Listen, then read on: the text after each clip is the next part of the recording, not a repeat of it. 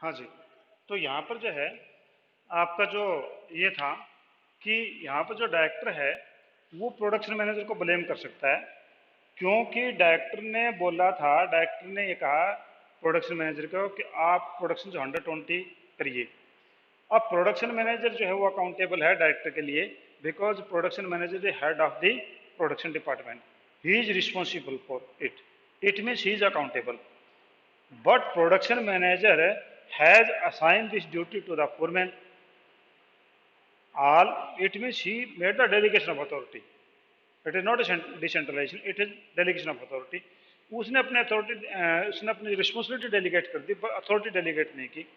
तो इस केस में आपका जो डायरेक्टर है he can blame on the production manager that he has not achieved the target, but production manager cannot blame to his foreman that he is not achieved the target, because he give only the responsibility, not the authority to the foreman. And secondly, the director give the responsibility to the production manager. It is the ultimate accountability of the production manager. Production manager की ये accountability है।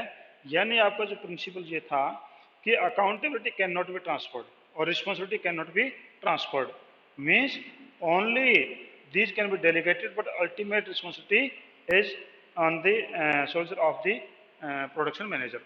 तो आप क्या कहते हैं in this situation the director can definitely blame the manager as he was absolute authority for the achievement of the target, यानी वो एब्सोल्यूट अथॉरिटी थी टारगेट अचीव करने के लिए। But when he delegated the responsibility for achieving the target to the foreman, he did not supplement to his with the authority, पर उसने authority नहीं दी फोरमैन को। Therefore in any way he could not blame the foreman for the non achievement of set target. In this case, he violated the principle of a parity of authority and responsibility. जो authority and responsibility का rule है, जो principal है उसको, क्योंकि authority and responsibility का जो principal क्या कहता है कि authority should be assign to in equal with the responsibility, means authority is equal to responsibility होना चाहिए। If you are transfer the responsibility and you are not transferring the authority, then it can't be a proper delegation. ठीक है जी। तो इसमें जो है आपका कहता है कि अथॉरिटी भी आपको देनी चाहिए थी। More over no under circumstances the responsibility can be delegated to the subordinate, और किसी भी हालत में आपका जो है delegation of responsibility ultimate subordinate पर नहीं हो सकता। वो तो अल्टीमेट उस ऑफिसर की जिम्मेवारी है जिस ऑफिसर ने कोई काम हमने दिया था। तो यहाँ पर आप देख पा रहे हैं कि आपके जो 3 प्रिंसिपल थे डेलीगेशन के, डेलीगेशन में आपकी authority, responsibility and accountability. First of all, we give the accountability. हम सबसे पहले जो है अकाउंटेबिलिटी सबसे पहले हम उसको रिस्पॉन्सिबिलिटी देते हैं। रिस्पॉन्सिबिलिटी के बाद में आपकी अथॉरिटी जाती है, अथॉरिटी के बाद में आपकी अकाउंटेबिलिटी होती है। पर यहाँ पर डेलीगेशन में अल्टीमेट जो अकाउंटेबिलिटी है वो आपके प्रोडक्शन मैनेजर की ही रहेगी। इसलिए आपका प्रोडक्शन मैनेजर जो है he is liable for the production of 120 refrigerator according to the direction of the director. It means director can blame to the production manager, but the production manager cannot blame to the foreman because he has not delegated the authority. हाँ जी। इस question में किसी को दिक्कत हो, anybody want to ask any query? कोई query है तो आप जो है इसमें जो आप कहेंगे, तो पहले का जो आंसर था कि आपका जो है डायरेक्टर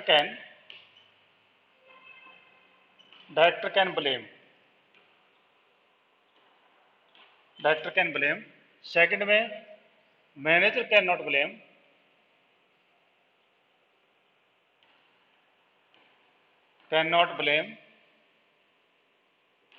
टू फोरमैन।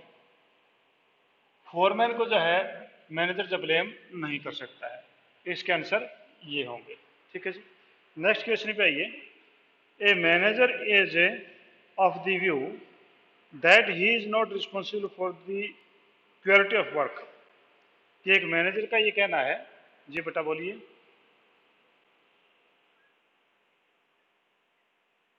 प्रिंसिपल जो है आप delegation of authority and responsibility, ठीक है, delegation of authority and responsibility आप इसको लिख सकते हैं, ठीक है। और कोई क्वेश्चन किसी का हो, एनीबॉडी? चलो हम नेक्स्ट पे आते हैं। नेक्स्ट क्वेश्चन में ये बोल रहा है कि manager is of point of view, एक मैनेजर का ये मानना है that he is not responsible for the quality of work that he has delegated to subordinate, कि जो उसने अपने सबॉर्डिनेट को जो काम दिया है उसकी क्वालिटी के लिए वो जिम्मेवार नहीं है। तो अभी तो ये क्वेश्चन हम लगभग यही डिस्कस किया था कि यहाँ पर भी क्या था कि अल्टीमेट रिस्पॉन्सिबिलिटी तो आपके मैनेजर की रहती है, पर यहाँ पर जो मैनेजर ये कहता है कि मेरा ये मानना है कि अगर मैंने अपने डेलीगेट कर दी किसी को, अपने जॉब अगर डेलीगेट कर दी, अथॉरिटी एंड रिस्पॉन्सिबिलिटी डेलीगेट कर दी, तो मैं उसके लिए जिम्मेवार नहीं होगा, वो खुद जिम्मेवार होगा। आगे क्या कहता है, do you agree with this point of view, कि क्या आप इस व्यू पॉइंट से एग्री हैं? Justify your answer by giving proper argument, आप जो है अपने आंसर को जो है प्रॉपर आर्गूमेंट दे करके बताइए कि क्या ऐसा हो सकता है। तो अभी बताया था कि accountability can not be transferred, responsibility and authority can be transferred, but ultimate accountability can not be transferred in any case. जिम्मेवार तो वही रहेगा जिसकी वो जिम्मेवारी है, ठीक है। अब यहाँ पर जो मैनेजर कहता है कि मान लो सपोज ए जो है ए जो है एक डायरेक्टर है, उसके नीचे बी जो मैनेजर है पहले वाले केस की तरह ही, और सी उसके नीचे जो फोरमैन है। ए ने बी को प्रोडक्शन मैनेजर बना रखा है, ये आपका प्रोडक्शन मैनेजर है, ये आपका प्रोडक्शन मैनेजर बना, और प्रोडक्शन मैनेजर ने अपना काम जो सी फोरमैन को दे दिया था, as like the last question, ठीक है। अब ये जो बी जो ये कहता है इस क्वेश्चन में कि when he has transferred the authority and responsibility to my foreman and then there is no quality production, then I will not be responsible to A. She directly will responsible for to A. Means the foreman will be responsible for to the director और accountable for to the director. ये ऐसा जो है इस B का मानना है।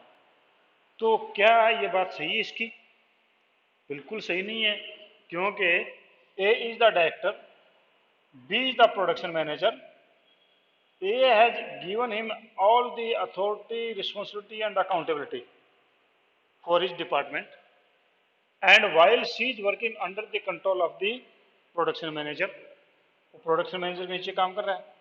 अब प्रोडक्शन मैनेजर जो है उसको काम देता है, अब ये काम टाइम पे पूरा नहीं कर पाता, तो सी जो है वो बी के प्रति तो रिस्पॉन्सिबल है, पर ए के लिए जिम्मेवार नहीं है, क्योंकि ए जो सिर्फ बी से पूछ सकता है कि B is the production manager, but he can't ask to C, वो सी से नहीं पूछ सकता, क्योंकि वही आपका प्रिंसिपल लागू होता है, accountability can not be transferred, ultimate accountability will be on production manager, production manager की जिम्मेवारी ये रहेगी, ठीक है। तो मैं आंसर जो बताता हूँ, I do not agree with the view point of manager, उन्होंने पूछा था ना क्या व्यू पॉइंट ऑफ मैनेजर के व्यू पॉइंट ऑफ से आप एग्री करते हैं, तो कहता है कि नहीं मैं एग्री नहीं हूं। A authority can be delegated but responsibility can not be delegated by manager, कि अथॉरिटी तो आप डेलीगेट कर देंगे पर रिस्पॉन्सिबिलिटी और अकाउंटेबिलिटी जो डेलीगेट नहीं हो सकती है। The manager remain responsible for his own superior to superior for the task which he may have assign to subordinate, कहता है कि मैनेजर जो है वो जिम्मेवार है अपने सीनियर के लिए, जो काम उसने अपने जूनियर को दिया है, कि जूनियर को जो काम दिया वो काम इसने लेना है, और वो जिम्मेवार ए के लिए बी ही है, ठीक है। Okay, in other words the manager can not escape from his responsibility, यानी मैनेजर जो है ये बी है, he can not escape from his responsibility, वो अपने रिस्पॉन्सिबिलिटी से भाग नहीं सकता है। एंड फॉर एनी डिफॉल्ट और mistake on the part of his subordinate, अगर बी कोई गलती करता है, बी मान लो यहाँ पर इसके नीचे 10 आदमी थे, 10 आदमी में से 5 आदमी काम छोड़ के चले गए, फोरमैन क्या करेगा, वो तो प्रोडक्शन मैनेजर ही करेगा कि यहाँ पर 10 में से 5 चले गए थे, तो these 5 new person should be appointed by the production manager and he will make all the arrangement that foreman could achieve the target on time. तो इसलिए सी की किसी फॉल्ट के लिए बी ही खुद जिम्मेवार होगा ए के लिए, ना कि वो कह दे कि सी आपको जवाब देगा, तो ऐसा वो नहीं हो सकता है। ठीक है। The process of delegation not relieve on the manager on responsibility. ठीक है जी, बोलिए। हाँ जी, तो ये क्वेश्चन आपका यही था, जो पहले वाला सेम, दोनों क्वेश्चन लगभग सेम ही है। इसमें जो आर्गुमेंट मांगा था उसमें कुछ और चीज पूछी गई थी, तो दो क्वेश्चन आपके इसमें हो गए। हाँ जी, कोई प्रॉब्लम पूछ सकते हैं आप मेरे से, हालांकि क्वेश्चन काफी इजी है। बोलिए।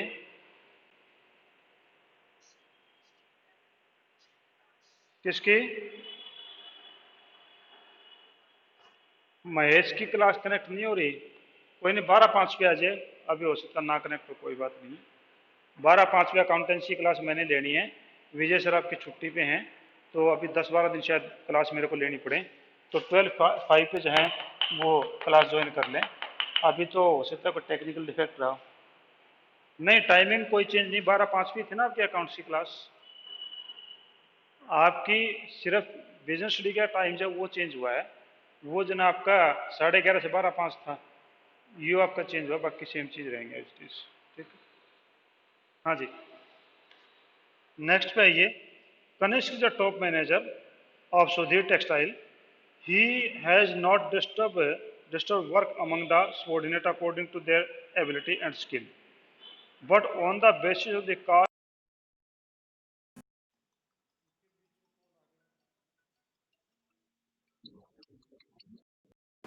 सर,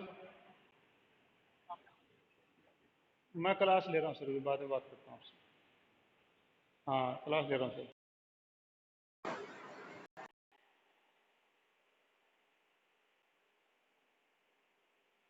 हाँ जी, तो आपका जो है थर्ड थर्ड क्वेश्चन नेक्स्ट आ रहा है। Kanishka is a top manager of Sudhir textile limited, he has not disturbed work among the subordinate according to their ability, कि वो जो है उनको अपने अकॉर्डिंग टू देयर एबिलिटी उनको काम दे रहा है, उनको कोई डिस्टर्ब नहीं कर रहा, and skill, but on the basis of caste and religion, पर वो काम दे रहा है उनको कास्ट और रिलीजन के बेस पे। Name the concept used by the Kanishka and explain. ठीक है, ये करा कि आपका name the concept used by the Kanishka and explain it, कि कनिष्क ने जो है जो प्रिंसिपल यूज किया है उसको जो एक्सप्लेन करके बताइए। दोबारा फिर क्वेश्चन पढ़ लेते हैं, क्योंकि क्वेश्चन समझ में मेरे भी नहीं आया कहना क्या चाह रहा है। Kanishka is a top manager of Sudhir textile limited, he has not distributed, sorry disturbed word पड़ गया, इसका आंसर गड़बड़ हो गई थी। He has not distributed work among the subordinate according to their ability and skill, उसने काम जो है अपने सबॉर्डिनेट में उनकी काबिलियत के आधार पे नहीं दिया, बल्कि basis on the caste and religion, बल्कि उनके कास्ट और रिलीजन के नाम पे उसने काम को बांटा है। Name the concept use by the Kanishka and explain it, ये कहता है कि कौन सा इसने कनिष्क ने जो है वो कंसेप्ट यूज किया है, उसका नाम बताइए। तो पहली बात तो ये है कि उसने काम को जो है बांटा है, और काम नीचे दे दिया बांट करके, इसका उसने डेलीगेशन किया है, डेलीगेशन ऑफ अथॉरिटी उसने कर दिया। तो इसका ये हुआ कि उसने डेलीगेशन किया, ये बात तो मान गए कि he has made the delegation. ठीक है जी, तो पहला पहचान तो ये हो गई कि डेलीगेशन हो गई। अब इसमें कहते हैं कि delegation of authority simply refer to an act of interesting the subordinate with the same power that are the subordinate authorities, that is granting authority to superior to subordinate. It is based on elementary principle of division of work, यानी किस चीज को ये follow कर रहा है, division of work को कर रहा है। डेलीगेशन ऑफ अथॉरिटी किया तो डिवीजन ऑफ वर्क इसमें हो गया, by which A superior spread his area of managerial influence. In short, the delegation of authority means assigning work to other and giving them authority to do. The division of work means dividing the total work to be done in specific activities. The objective of the particular, uh, the objective of the division of work is to put the right person on the right job by delegating the authority. A superior assigns the particular job to the subordinate, giving him authority to do so. ठीक है जी, तो यहाँ पर जो है ये कहा गया कि ये बताओ कि कनिष्क ने जो है वो काम तो डिस्ट्रीब्यूट कर रखा है। इसका मतलब उसने काम बांटा तो डिवीजन ऑफ वर्क भी है, यानी इसका ये हुआ कि आपका डिवीजन ऑफ वर्क है, डिवीजन ऑफ वर्क। और डिवीजन ऑफ वर्क का मतलब होता है to divide the work in small parts. It means he is following the delegation also. तो आपका डिवीजन ऑफ वर्क कर रखा है और डिवीजन ऑफ वर्क करके उसने काम अपने सबॉर्डिनेट्स को दे रखा है, इसका तो उसने डेलीगेशन भी कर रखा है। डेलीगेशन ऑफ अथॉरिटी किया हुआ है, डेलीगेशन ऑफ अथॉरिटी भी उन लोगों ने किया हुआ है। पर जो लास्ट में जिसने बोला ना कि वो जो उसने कहा ना कि he has divide the job according to caste and religion, that was wrong. यहाँ पर इक्वलिटी का जो प्रिंसिपल है वो वायलेट हो रहा है। तो यहाँ पर इसने तीन चीज़ें हमारे से पूछी हैं कि पहले बात तो उसने कौन सा प्रिंसिपल है, तो डेलीगेशन ऑफ अथॉरिटी में प्रिंसिपल तो ये हो गया। सेकंड ये था कि उसने काम को किस प्रकार से कर रखा है, नेचुरली उसने काम डिवीजन ऑफ वर्क कर रखा है। और थर्ड उसने किस चीज़ को वायलेट कर रखा है, एक प्रकार से देखा जाए तो he has violate the equality principle. तो ये जो है यहाँ पर आपका इक्वलिटी प्रिंसिपल वो वायलेट हो गया। ठीक है जी। तो अब इसमें कोई क्वेश्चन पूछना है तो आप मेरे से पूछ सकते हैं, क्योंकि मुझे लगता है कि आज बच्चे कम आए हैं, सभी की इन्फॉर्मेशन नहीं थी। तो आज हम इतना ही करते हैं। और आपके 12/5 पे, जो 12/5 पे आपकी जिस प्रकार से हमेशा क्लास होती थी आपकी अकाउंटेंसी की, आप ठीक उसी प्रकार से जो क्लास में आएंगे विजय सर की क्लास के टाइम पे मेरी आईडी के ऊपर आना है। विजय सर जो छुट्टी पे हैं, 5-7 दिन बाद में हो सकता है वो आए, तो इसलिए जो हम इतना कर पाएंगे आज। ठीक है जी। कोई क्वेश्चन आप पूछिए मेरे से। हाँ, ये थोड़ा सा एम्बिग्यूटी क्रिएट कर रखी। ऐसा बोर्ड में इसी प्रकार के क्वेश्चन आते हैं, जानबूझ के वो ऐसा छोड़ देते हैं कि बच्चा क्या करेगा, कि बच्चे को देखें। इन्हें क्लियर नहीं किया कि इसने क्वेश्चन में पूछना क्या क्या नहीं पूछना है। तो कुछ अपने दिमाग से दिमाग लगाना आपको कि इसमें देखो कि डेलीगेशन है क्योंकि सबॉर्डिनेट को काम दे रहा है, तो नेचुरल डेलीगेशन का प्रिंसिपल है। फिर दूसरा ये काम को छोटे छोटे भागों में बांट रखा है, तो नेचुरली आपका डिवीजन ऑफ वर्क है। और थर्ड तो क्लियर ही है कि वो जो है आपका कास्ट और रिलीजन के बेस पे उनको जॉब दे रहा है। इसका ये हुआ कि वहाँ पर आपका जो इक्वलिटी का जो उन चीज़ों को उसने फॉलो नहीं किया। ठीक है जी। Any other question please.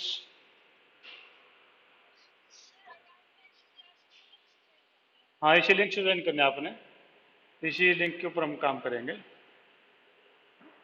और बोली पीटी का डेट अभी तो प्लस 10वीं तक तो हो गई है, और अभी अपना ऊपर वाला नहीं हुआ है। अच्छा, मैं ये पूछना चाह रहा अकाउंटेंसी में आपका कहाँ तक कितना हो गया? डेजुलेशन ऑफ पार्टनरशिप में कौन से टॉपिक तक पहुंच गए आप?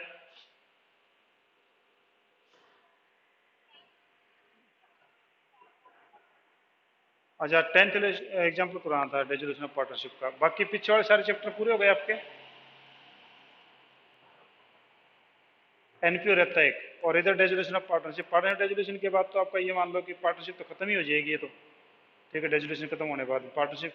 हाँ, हाँ, एनपीओ स्टार्ट करवा देंगे जैसे डेजुलेशन खत्म हो जाएगा, उसके बाद में एनपीओ स्टार्ट करवा देंगे। ठीक है जी। तो थैंक यू। आज कितने बच्चे हैं देखना कुमकुम, अभी कितने बच्चे हैं? 27 हैं। तो बाकी जो नए आए उनको मैसेज एक बार डाल देते हैं कि वो मुझे क्लास को ज्वाइन करें। ठीक है। तो हो सकता है आज इस कारण से कि बच्चों को ज़्यादा पता ना हो। चलो कोई बात नहीं। Thank you. Have a nice day.